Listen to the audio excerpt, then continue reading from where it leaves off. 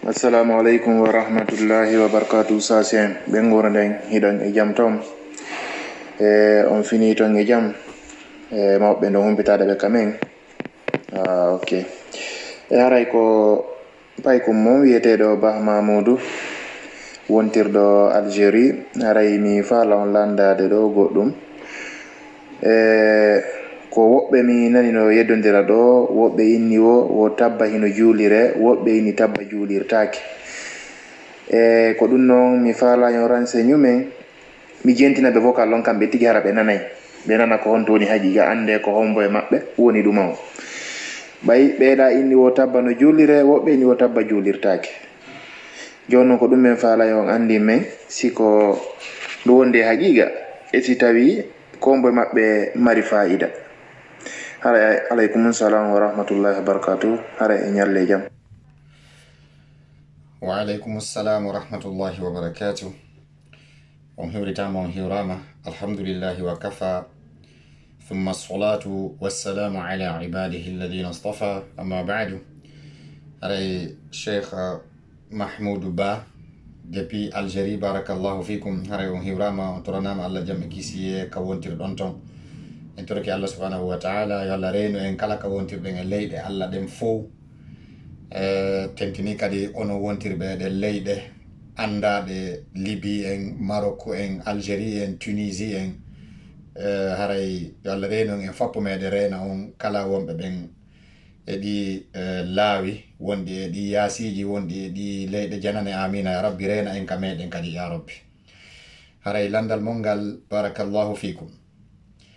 Haray ko non tigi woniri, yimɓe buy no waɗi ka mentalité ji mum, no waɗi ka hakkille mum, wondema tabba juulirtake, yaha ha woɓɓe inna wondema kala nokkure, kala suudu ka tabba juulira, nden nokkure ɗon ko halkotonde, nden nokkure ɗon yani barki wonata e mayre, nden nokkure ɗon haray nde perdi, nden nokkure ɗon wowla haalaji tigidi yon alal haqiqa. Tawata ma anzala Allahu biha min sultan, hadha kadbun wa buhtan. Ɗum rewra nokku tippaka hay e nokku sina fikiraji jahiliya e miijoji jahiliya e ko yowodiri ko wiyete kon asatirul awwalin. Haray musidɓe julɓe tedduɓe, kala waɗɗo hakkille mum, waɗɗo ɗum e hakkille mum yo ittu ɗum. Haray waɗugol ɗum ka hakkille mum, si tawi naɓata neɗɗo on e keferankaku, haray naɓay mo haka frontiére keferankaku tellement ko bakkatu o mawni. Mi fillito, miijagol tabba juulirtake, ma tabba jangetake e nokkure, jangetake e suudu, heɓugol ngon miijo ɗon, heɓugol on fikra ɗon, heɓugol nden hoolare ɗon, si wattali neɗɗo on kefeero, no wawi mo naɓude ha o hewta ka frontiére keferankaku. Na'udhu billahi min hada. Tellement ko mawni kon fi honɗum. Hiɗen andi ala base ka aslu qad ajma'a salaful umma ala wujubi al-imani bi kulli ma jaa fi kitabillahi azza wa jalla. Dendanangal julɓe ɓen, dendanangal karamoko ɓen sans exception, no fottani inanin man gomɗingol, waɗɗagol, hoolagol, gomɗina, jaɓa, accepta dendanangal ko woni kon ka deftere Allah. Sera ala e mum, tumbo ala e mum, dow ala e mum, ley ala e mum. Hoolo kadi sunna nelaɗo sallallahu alayhi wa sallama as-sahiha, hara kadi immorde min al asma'i wa sifati wa iqrariha kama ja'at. Irrito dendanangal ko ari kon ka deftere Allah e ka sunna nelaɗo sallallahu alayhi wa sallam.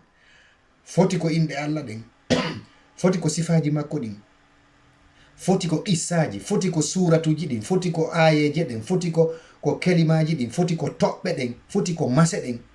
Dendanangal kullu ma jaa fi kitabillahi azza wa jalla. Wal imanu bi anna Allah subhanahu wa ta'ala mawsufun biha ala al-haqiqati la ala al-majaz. Neɗɗo on ko yo hoolo o gomɗina Allah subhanahu wa ta'ala, ko sifitorɗo kala inɗe makko ɗin e sifaji makko ɗin, sifaji timmal, inɗe timmal, tawata ɗum ɗo ko haqiqa, ko réalité, hara kay ko alal wajhi laiqi bihi la shabiha la hara ko kola man façon tawowo no correspondi no yaadi e makko kanko Allah tawata nandolla alanamo e ɗum wala nidda lahu wala kufuwa wala ya'lamu kayfiyatuha illa wa subhanahu wa ta'ala. Tata o ala ɗimmo, o ala nando, o ala kafidaɗo, o ala yerurajo, kanko subhanahu wa ta'ala kanko tun andi ko honno ɗum sifori, ko kanko tun andi ko honno sifitori ma'anaji muɗum e dow timmal al mutlaq tawata ngal ɗo ngal nandintintake hay e goto. Haray musidɓe juɓɓe tedduɓe, ko nanete yimɓe ɓen no wowla ma no miijo ma no gollitira par ce que woɓɓe no ton hakke ko ɓe mari mentalité codé, si a julniriɓe tabba ɓe salminay ɓe taƴa e julde nden. La hawla wala quwwata illa billah. C'est la réalité, c'est la vérité. No woodi woɓɓe sa a wonti yeeso a julniriɓe a wi tabbat yada abi lahabin wa tabb, directement ɓe kupa e julde nden. ɓe na halkayɓe woni, a huɗayɓe woni. Subhana, ko goɗɗo kefeero geddo gaño Allah ɓaleejo e nelaɗo mum woni ko huɗa ɗon, woni ko yenna ɗon, woni ko yottana, woni ko yotta ɗon. Joni si tawi en ƴetti on ɗen sikkude ko tabbatu goɗɗo halka ɗum, ko tabbatu goɗɗo huɗa ɗum, ko laabi jelu ayeji alqur'ana e suratuji ka nder qur'an, se yaari ɗum e jullita alqur'ana. Subhanal khaliq, ndaare masibo musidɓe julɓe tedduɓe, onon ɓe landi ɓe ngal landal e onon yeddodiriɓe ɗon wi'uɓe tabba juulirtake. Haray ɗiɗon mari danger mo wolnaɗo son ittali ɗum e salaji mon ɗin, ko ɗum mi wawi on laaɓande. So landi kelan fi hum Allah tabaraka wa ta'ala o wi ka deftere makko, a'udhu billahi minash shaitani rajim. Hiɗen andi yimɓe jogitotoɓe deftere Allah nden waɗa partiji ɗum ɗo gollirte, ɗum ɗo gollirtake, ɗum ɗo no moƴƴi, ɗum ɗo moƴƴa, ɗum ɗo ko kata, ɗum ɗo wona kata, ɗum ɗo ko hijabu, ɗum ɗo ko kata. Sifa ɗi mentalité ji, sifa ɓe yimɓe wawɓe ni. Sendidirgol ayeji Allah ɗen, sendidira deftere makko nde wiya ɗum ɗo juulirtake, ɗum ɗo ko juulirte. Subhanallah.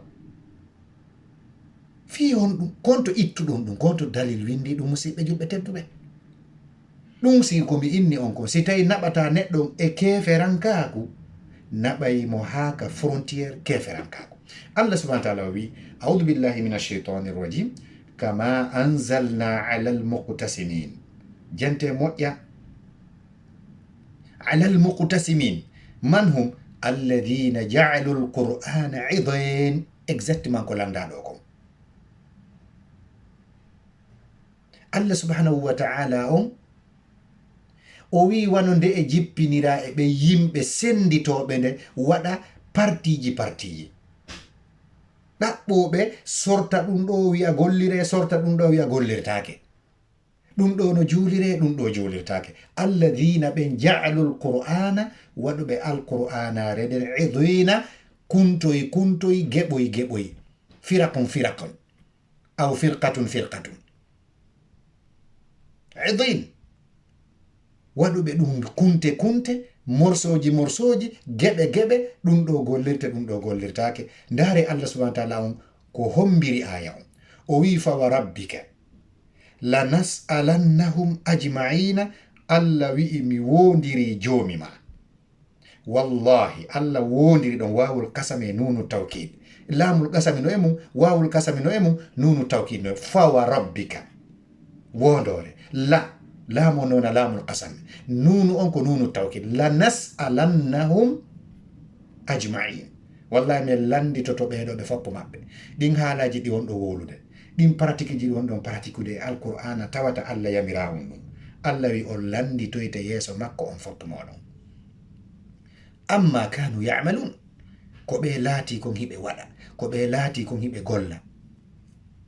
Wi'ugol ɗo tabba juulirtake, sa julniriɓe tabba ɓe taƴa e julde nden. Ma sonkon, ma ɗum on sonkay sikke wo ala, sa julniriɓe tabba pellet, ɗum ɗon sikke wo ala, haray a ukki probléme, par ce que ɓe taƴa julde ma nden ma ɓe taƴa e julde maɓɓe nden ɓe yaha. Allah subhanahu wa ta'ala on ko ɗum waɗi so wi ka deftere makko ka suratu Baqara, afa tu'minuna bi ba'd alkitabi wa takfuruna bi ba'd. E on holoto yoga e deftere nden, yeddon yoga, ara aytum o yi komi yeti on kon.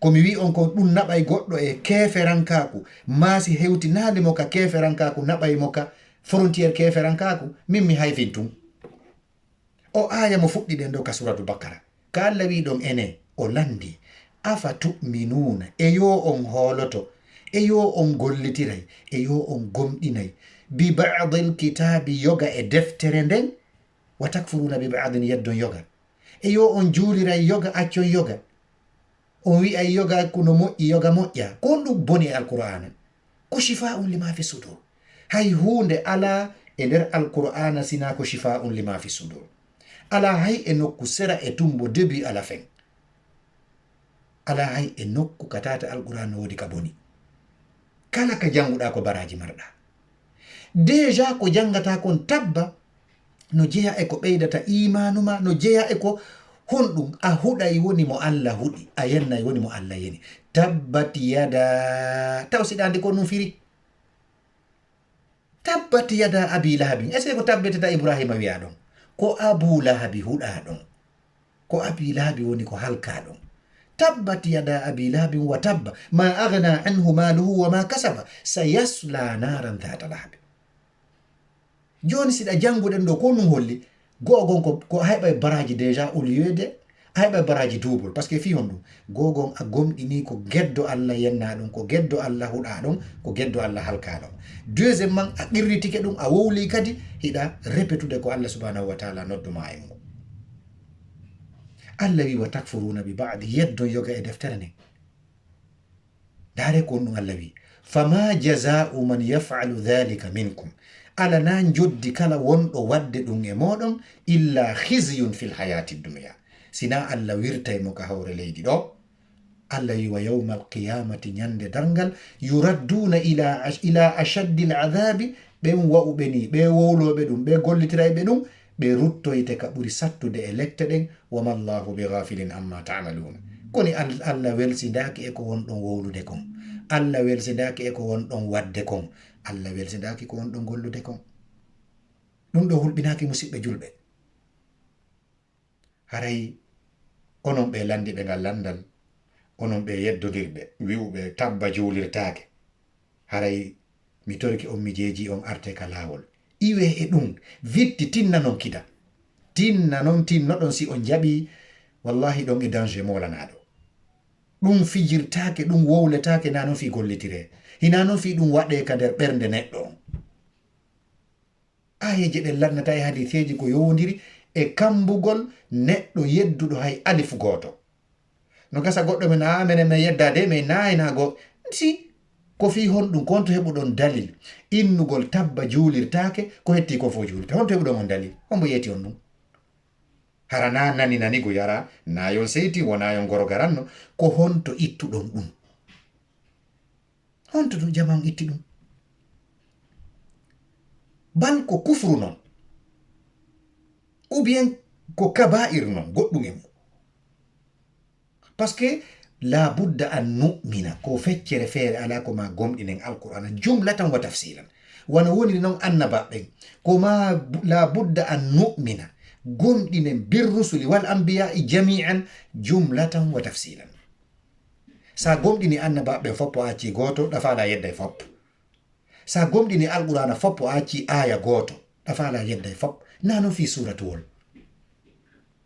ko honɗum enen pottinirtengo ko no a gollitirten tabbawa Allah ƴettigol waɗi ka qur'an o wi ko en gonɗin alqur'ana fop ko ɗum waɗi si fuɗɗorɗen kadi ajma al salaful umma ala wujubi l imani bi kulli ma jaa fi kitabillahi azza wa jalla tagore nden julɓe ɓen fop inanim no fottani karamokoɓen fop no fottani janguɓe fop no fottani si janguɓe fo fottani ɗum an haray ko honɗum an haray e andi an a janga woni sina ɗum janguɓe men ɓen kamɓe julɓe ɓen fop no gomɗini alqur'ana fop ko gomɗinte ɗum si tawi onon no on heɓi suratowol pottintengol ngol juulirtake haray ɗum ɗo no hulɓini donc haray musidɓe wattanen hilla barakallahu fikum o yafoto haray no hulɓini accen ɗum en torodiri e jeeyidiri si en jaɓi accen ɗum foɓɓe noon fuɗɗa joni ne he doyi tabbano hewano juulirede nokkel kaari dey ɗon galle ɗen ɗe yirbuno ɗum dey min mi ala jarbude ɗum gasi ɓay yimɓe ɓen a fuɗɗa e wolde wonde ɓe adda exemple reji ɗi tawata cheytane cuɗana ɓe cheytane addana ɓe image ji fenadeji fi torompugol ɗon jonna ɓe exemple ji ni a yi nokkel kaari min miɗo manditino ɓen ɗon ɓe juulirayno tabba galle maɓɓe ɗen hande fof woni no saɓere foppu yirbino foppu halkinoke hey mawɗo wota danko ɗum nani wota danko ɓe ko wolata wota juulir tabba wota jaɓu tabba juulire kama allahu akbar wallahu almustaan haray on yafoto musidɓe julɓe tedduɓe haray ko ɗum ɗo marno ɗen ko ɓangguinen ɗo haray si hawri e sawabu ko immorde Allah haray ko Allah weltana kanko tun mari ko weltanoɗen jarnenmo si tawi naninaki faminaki ma ella woni e mum haray ko min tun woni ko felni haray on yafoto assalamu aleykum wa rahmatullahi wa barakatuh